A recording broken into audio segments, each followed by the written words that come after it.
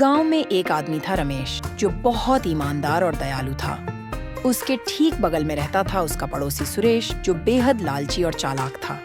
वह हमेशा रमेश की खुशियों से जलता और उसे नीचा दिखाने के मौके ढूंढता रहता। एक दिन रमेश अपने खेत में हल चला रहा था कि अचानक उसकी कुदाल किसी सख्त चीज से टकराई। उसने मिट्टी हटाई तो नीचे एक पुराना संदूक निकला। रमेश ने जैसे ही उसे खोला, उसकी आंखें चौंधिया गईं। संदूक में सोने चांदी के सिक्के और गहने भरे पड़े थे। वह बहुत खुश हुआ और सोचने लगा कि वह इस खजाने से गांव वालों की मदद करेगा। लेकिन यह सब छिप कर देख रहा था सुरेश।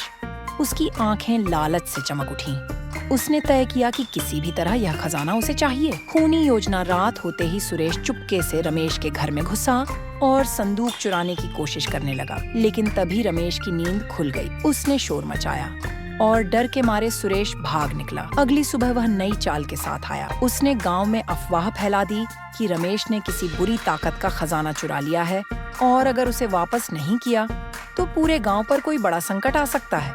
गांव वाले डर गए और रमेश से खजाना लौटाने को कहने लगे। रमेश को समझ नहीं आया कि ऐसा कौन कर सकता है, लेकिन उसे सुरेश पर शक हुआ। रमेश ने सुरेश की असलियत सबके सामने लाने के लिए एक योजना बनाई। उसने गांव वालों को बताया कि वह खजाने को मंदिर में चढ़ाने जा रहा है, लेकिन असल में उसने एक नकली संदूक तैयार किया। सुरेश को यकीन था कि रमेश यह खजाना अकेले ले जाना चाहता है, इसलिए उसने रात को फिर से चोरी की कोशिश की। लेकिन इस बार रमेश और गांव वाले पहले से तैयार थे। जैसे ही सुरेश ने संदूक खोला, उसमें से नकली सांप निकले और चारों तरफ धुआं फैल गया। डर के मारे सुरेश जोर से चिल्लाने लगा। तभी गांव वाले उसे पकड़ने के लिए दौड़े। घबराहट में सुरेश ने सबके सामने कबूल कर लिया कि वह ही अफवाह फैला रहा था और खजाने को चुराना चाहता था।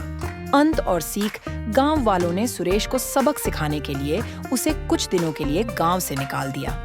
इधर रमेश ने असली खजाने से गांव में एक पाठशाला और अस्पताल बनवा दिया, जिससे सबको फायदा हुआ। सीख: लालच का अंत हमेशा बुरा होता है, जबकि सच्चाई और ईमानदारी से ही सच्ची खुशी मिलती है।